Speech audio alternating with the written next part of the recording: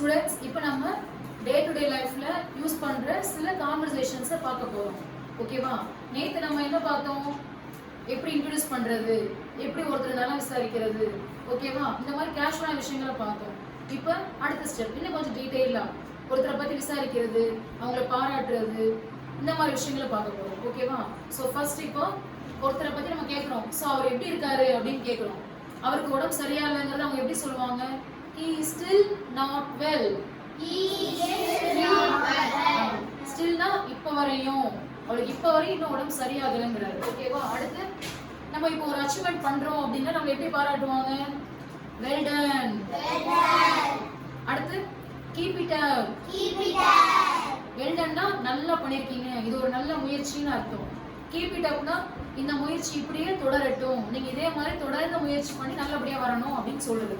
ஓகேவா? இப்போ ஒருத்தர் பிஸியா போன் பேசிட்டு இருக்காரு, நம்ம கூப்பிட்டுக்கிட்டே இருக்கோம். இப்போ நான் உங்களுக்கு என்ன பதில் சொல்லுவாங்க? நான் அப்புறம் கூப்பிடுறேன் அப்படின்னு. ஓகேவா? அது எப்படி இங்கிலீஷ்ல சொல்றோம்? I will call you later. லேட்டர்னா அப்புறம்னு அர்த்தம். ஓகேவா? நெக்ஸ்ட் பாருங்க.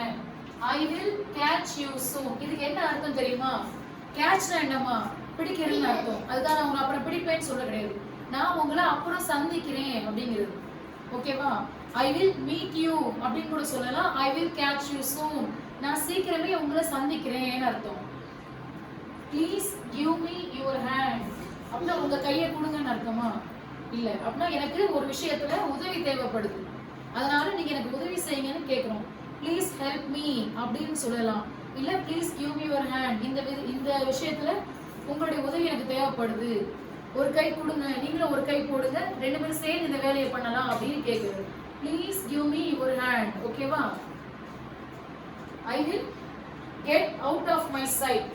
அப்படின்னா get out of my sight. இப்போ கோவமா இருக்கும், ஒருத்தரை பார்க்க விருப்பமே இல்ல, சோ என்ன சொல்லுவோம்?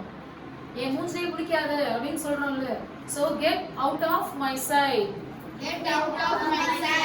சரி, just ஒரு brief ஒரு introduction பார்க்கறோமா? He is still not well. Well done. Keep it up. I will call you later. I will catch you soon. Please give me your hand. Get out of my sight. இதை daily நீங்க practice பண்ண ஆரம்பிக்கணும். ஒரு சில சென்டென்ஸை daily கொஞ்சம் கொஞ்சமா use பண்ண ஆரம்பிங்க. ஓகேவா ஸ்டூடெண்ட்ஸ்?